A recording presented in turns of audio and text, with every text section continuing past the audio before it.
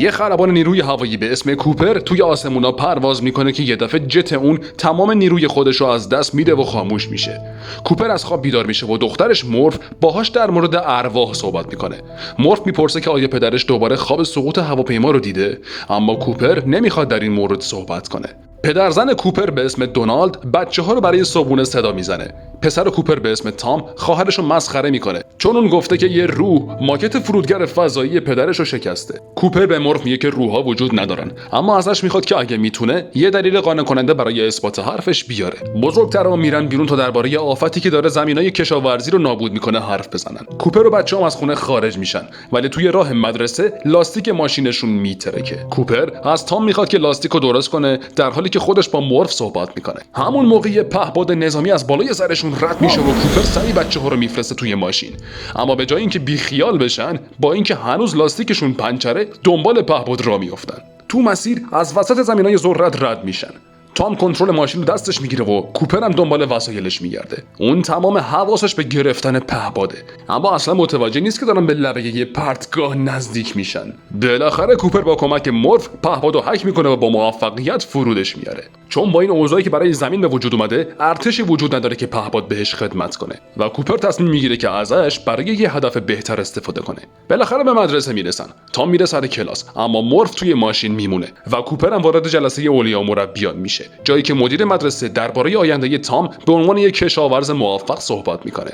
اما کوپر دوست نداره که تام بره دانشگاه. به خاطر همین بحث میکنه که پول مالیات باید خرج دانشگاه بشه، چون دیگه ارتشی وجود نداره که هزینه بخواد. اما کشور دیگه نیازی به آدمای تحصیل کرده نداره، بلکه کشاورز میخواد تا جلوی قحطی جهانی رو بگیرن. بعدش معلم مورف نگرانی خودش رو درباره علاقه مورف به فرود روی ماه مطرح میکنه. حالا فرود روی ماه یه دروغ محسوب میشه و به مورف میگن که نباید خودش رو درگیر این چیزا کنه.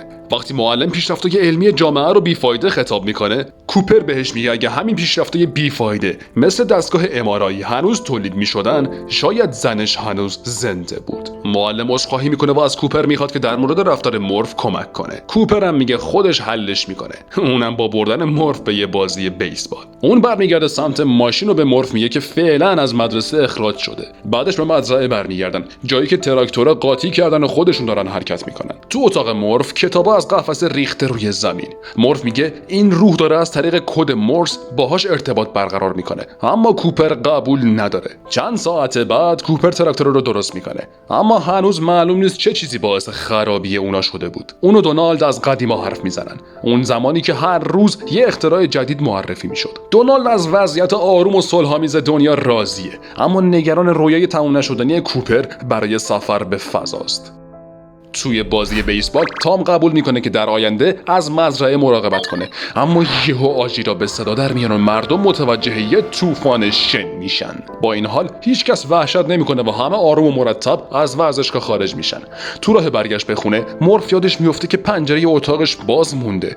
اون و کوپر سری میدوئن بالا تا ببندنش. وقتی گرد و غبار آروم میگیره، کوپر یه الگوی عجیب روی زمین میبینه. صبح روز بعد مورف باباشو توی اتاقش پیدا میکنه. کوپر یه سکه میندازه که خیلی سریع میفته زمین. لبخند میزنه و میگه که روح توی اتاق مورف در واقع گرانشه. متوجه میشن که شنا دارن از طریق کد باینری باهاشون ارتباط برقرار میکنن. پس اونو یه نقشه در میارن و مختصاتو از روی شنا علامت میزنن. کوپر آماده میشه که به اون نقطه بره، اما مقاومت میکنه که مورف هم باهاش بیاد. اما اون پدرسوخته زیر پتو قایم میشه و کوپر هم مجبور میشه که اجازه بده همراهش بره. شب میشه و کوپر با دقت از توی منطقه ناشناخته رانندگی میکنه. وقتی به دروازه‌ای میرسن که راه رو مسدود کرده، اون از ماشین پیاده میشه که دروازه رو باز کنه که یهو یه نور شدید روشن میشه و یه صدا تهدیدش میکنه قبل از اینکه به وسیله تارس اونو بیهوش کنن.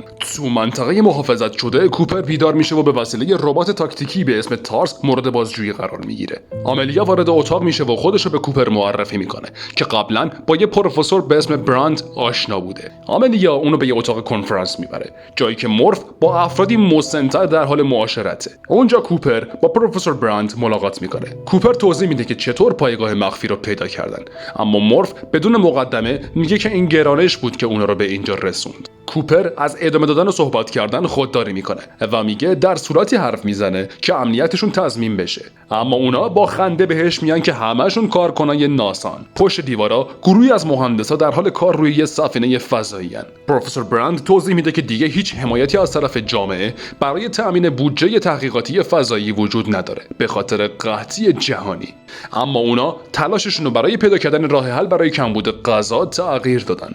هر سال آفت به محصولات مختلف آسیب میزنه، دیگه گندم و سیب زمینی کشت نمیشه و پیش بینی میکنن که ذرت هم بعدیشه.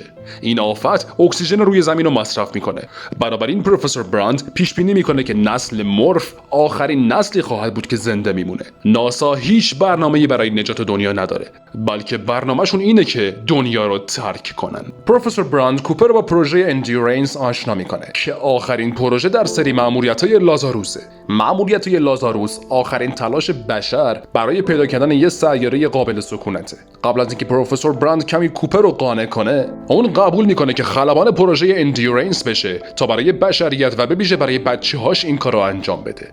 تو اتاق کنفرانس کوپر برای مأموریت آماده میشه و اطلاعات لازم رو دریافت میکنه. ناسا یک کرمچاله نزدیک به زحل کشف کرده که به یک کهکشان دیگه متصل میشه. اونا همچنین فکر میکنن که یه سری موجودات فضایی این کرمچاله رو به عنوان یه راه حل برای کمک به بشریت قرار دادن.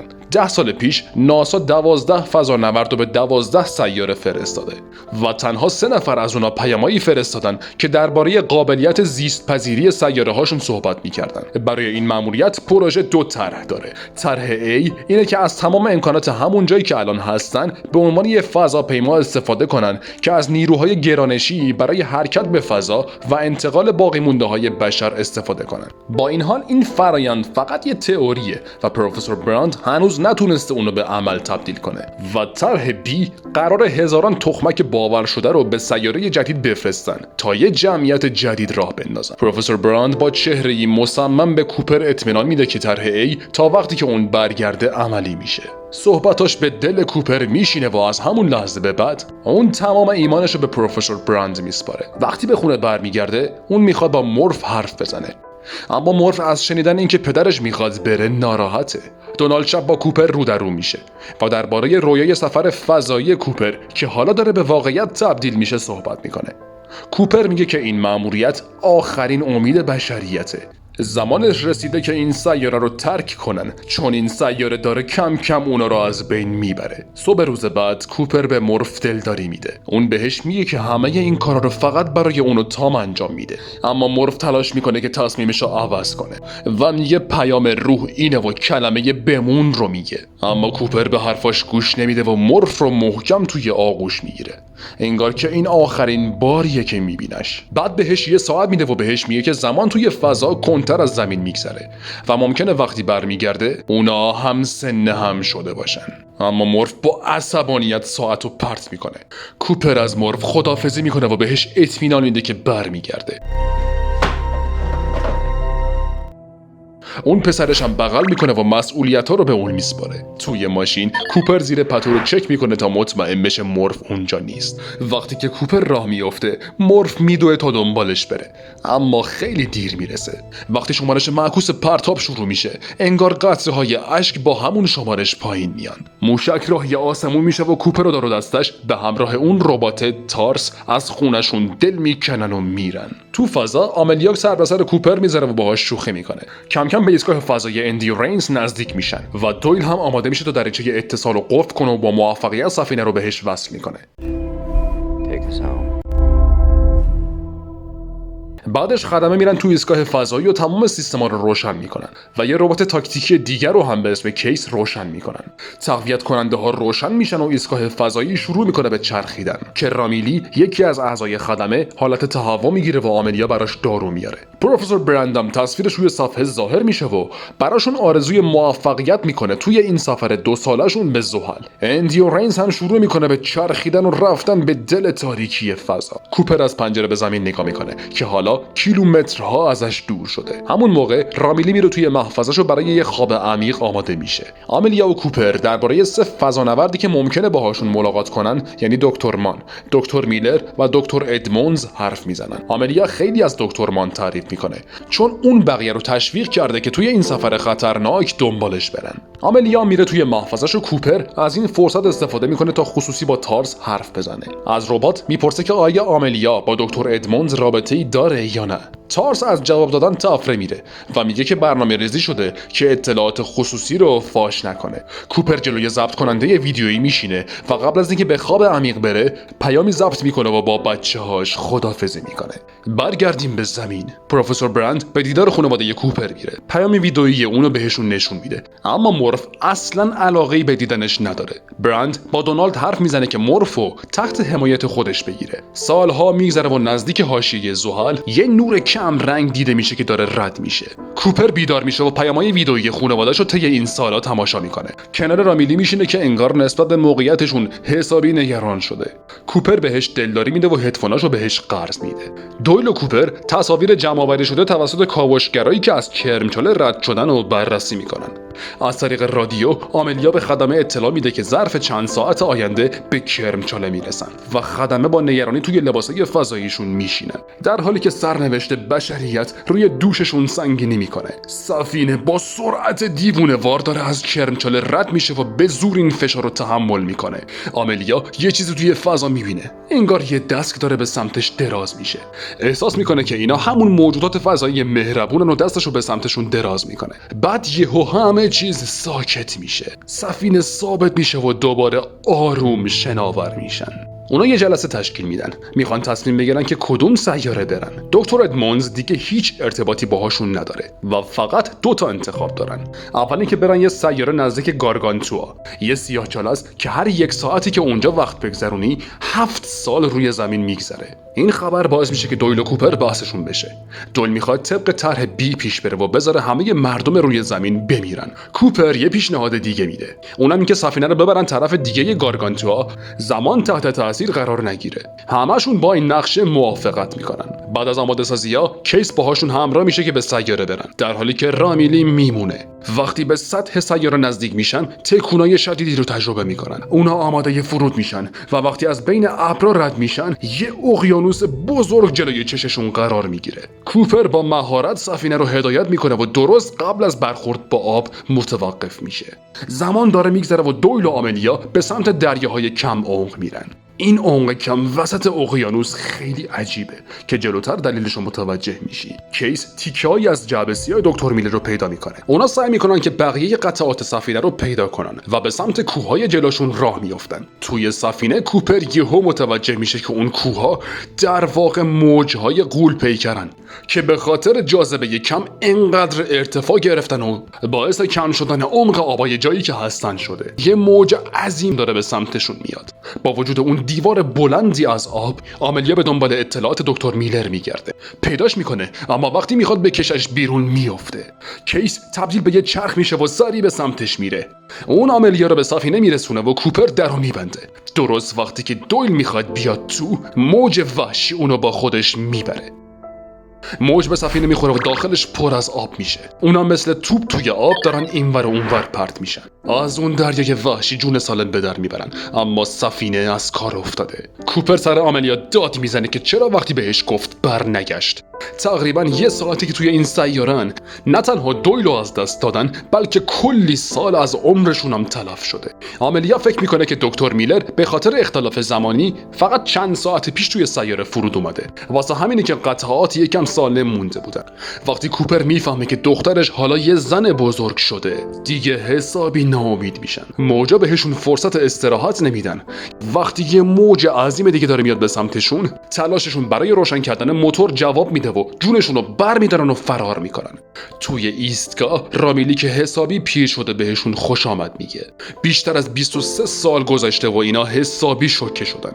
رامیلی بهشون میگه که هرچی تونسته درباره سیاه‌چاله‌ها یاد گرفته، اما نتونسته تحقیقاتشو به زمین بفرسته. تو همین حال کوپر داره پیام‌های ویدئویی 23 سال گذشته رو نگاه میکنه و میبینه که زندگی بچه‌هاش چطور از جلو چشش رد میشه.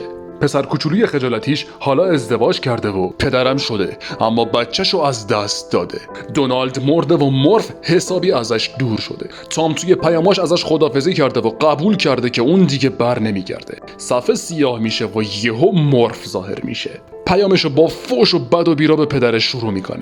اون حالا تولدشه و همسن کوپر شده و پیامشو با این تموم میکنه که ازش میخواد برگرده. مورف اشکاشو پاک میکنه و پروفسور برند رو میبینه که روی صندلی چرخدار کنار در ایستاده. اون از دیدن مورف که اولین پیامشو ارسال میکنه شگفت زده میشه.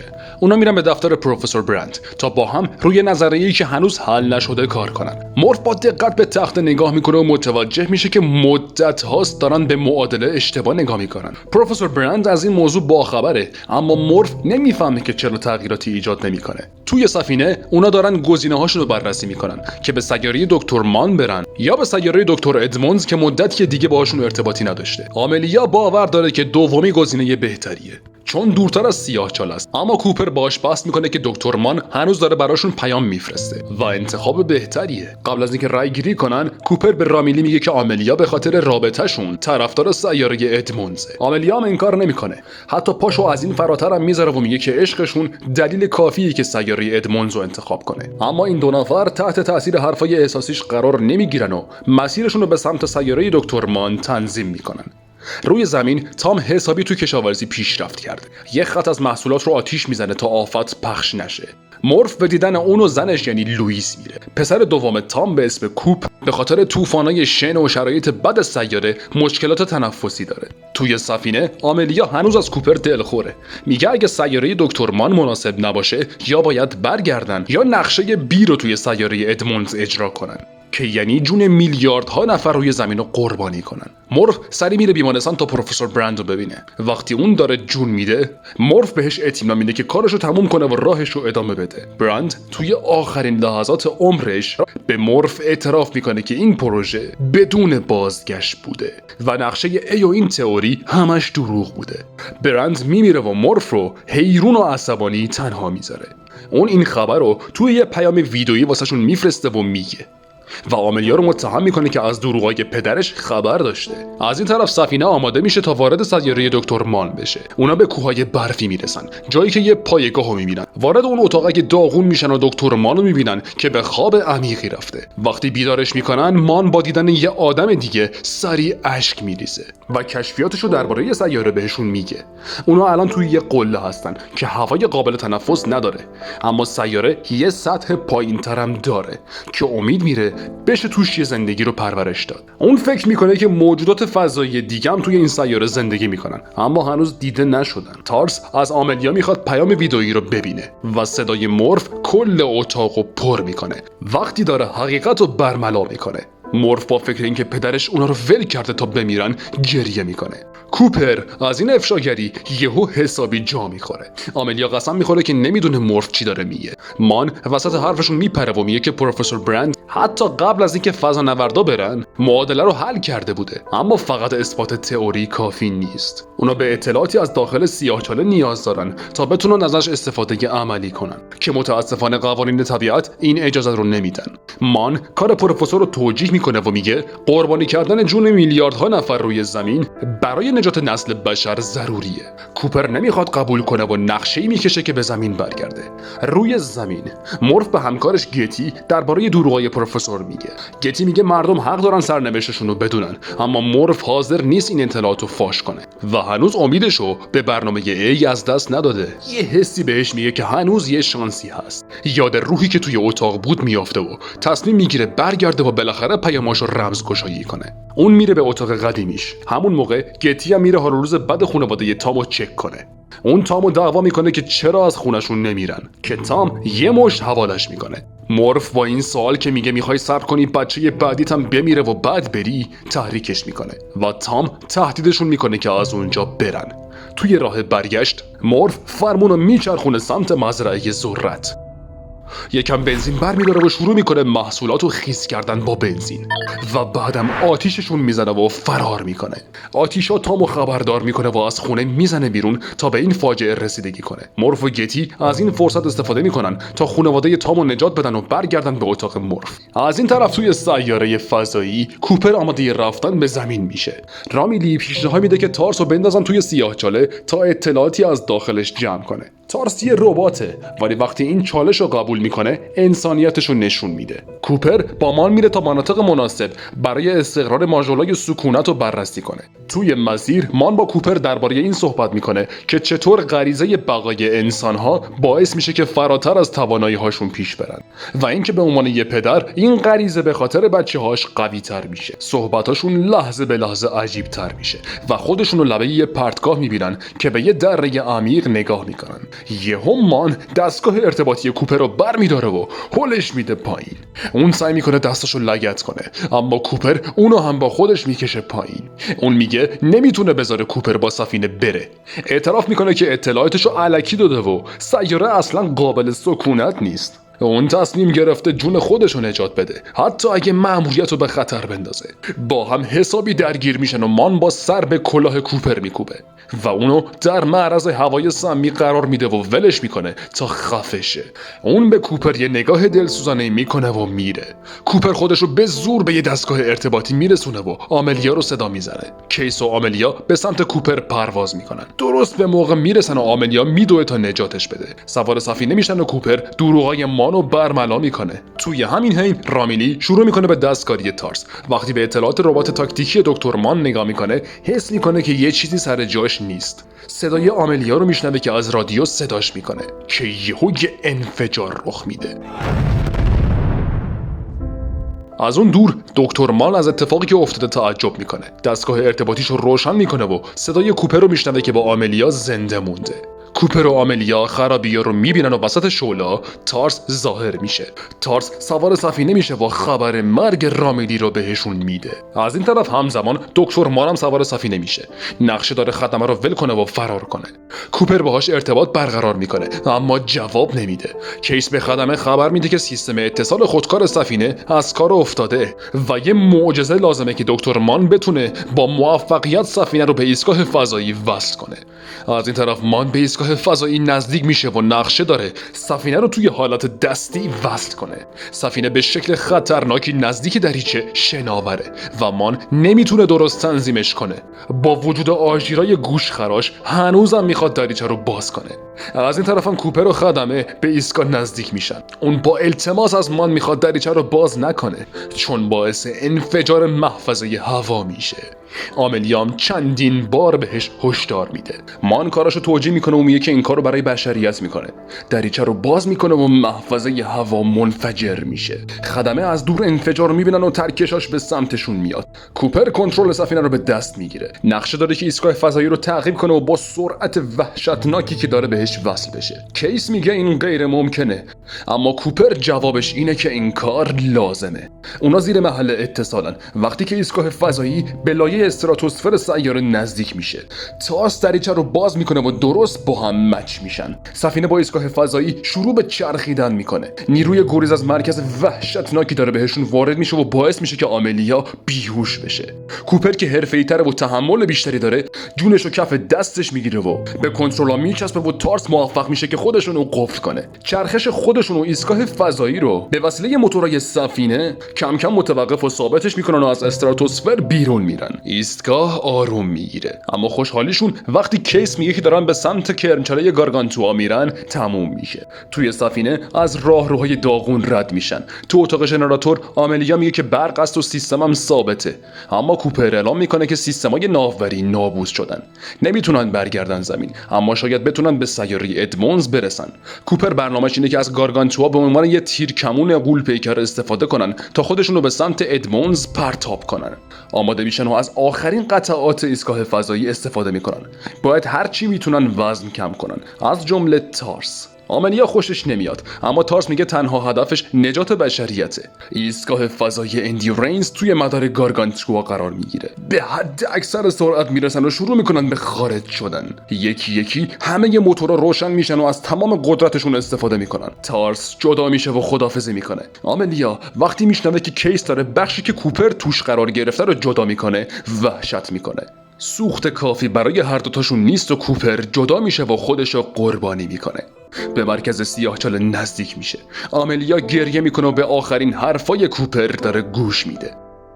سفینه کوپر توی تاریکی فرو میره و تارس رو صدا میزنه. نور داره مثل قطره‌های بارون به سفینه میخوره و بدنه بیرونی شروع به سوختن میکنه. کوپر داد میزنه و هوشش رو از دست میده. با صدای کامپیوتر که بهش میگه خارج بشه بیدار میشه.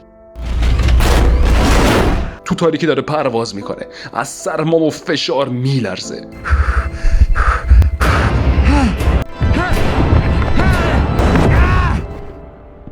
که توی یه اتاق به ظاهر بی انتها میفته و یکی از دیوارا رو میگیره. متوجه میشه که دیوارا انگار از کتابا ساخته شدن. سعی میکنه اون طرف رو نگاه کنه و یه اتاق میبینه. به قفسه های کتاب ضربه میزنه و مورف کوچولو متوجه افتادن کتابا و اون ماکت فرودگر فضایی میشه. کوپر مورف کوچولو رو صدا میزنه اما اون صداشو نمیشنوه. برمیگرده و میبینه که هر دیوار یه اتفاق مختلف تو گذشته مورفه. خودشو میبینه که داره نقشه میکشه و تصمیم میگیره که بره. به خودش فوش میده و داد میزنه که بمونه و نره. همون چیزی که مورف اول ازش خواسته بود. کوپر میفهمه که از طریق کد مورس میتونه باهاش ارتباط برقرار کنه. شروع میکنه به هل دادن و انداختن کتابا و سعی میکنه کلمه بمون رو به وسیله کد مورس بنویسه. همزمان این طرف مورف بزرگسال شروع میکنه به بیرون کشیدن کتابا. وقتی دنبال پیامی که توی بچگی تو دفترچش نوشته بود میگرده احساساتی میشه. مورف بزرگسال میفهمه اون روح که بچگیش تو اتاقش حس میکرد پدرش بوده. تارس زنده میمونه و کوپر رو صدا میزنه. میگه اون تو بعدیه که توسط موجودات فضایی مهربون ساخته شده، جایی که زمان یه صفحه فیزیکیه. کوپر میفهمه چون جاذبه میتونه تو زمان سفر کنه میتونه یه پیغام به مورف بفرسته. از این طرف هم مورف بزرگسالم همینو میفهمه و منتظر میمونه پدرش پیامشو بفرسته. کوپر از تارس مختصات ناسا رو به صورت کد باینری میخواد. اونو به شکل شن به خودش تو گذشته میفرسته. اون میخنده و میفهمه که موجودات فضایی مهربون مورف رو انتخاب کردن تا بشریت رو نجات بده. تو راهروها جابجا میشه و فکر میکنه که میتونه از ساعت استفاده کنه تا اطلاعات کوانتومی رو به مورف برسونه که میتونه ازش برای عملی کردن برنامه A استفاده کنه. مورف ساعت رو برمی‌داره و میبینه که عقربه ثانیه داره با کد مورس تیک تاک میکنه. میدوه بیرون و تامو بغل میکنه و میگه پدرشون برگشته تا نجاتشون بده. تو دفتر براند میفهمه چطور برنامه A رو اجرا کنه. اون از خوشحالی شروع به حل مسئله میکنه و گتی رو میبوسه. تارس به کوپر خبر میده که نقششون جواب داده، چون موجودات فضایی مهربون دارن بعدی که توش هستن و میبندن. کوپر فاش میکنه که اون موجودات انسانایی هستن که خیلی بعد از اونا زندگی کردن و به چیزی فراتر از تصور اونا تکامل پیدا کردن. یهو نوری روشن کوپر رو میبلعه و آملیا رو میبینه که دستشو به سمتش دراز کرده.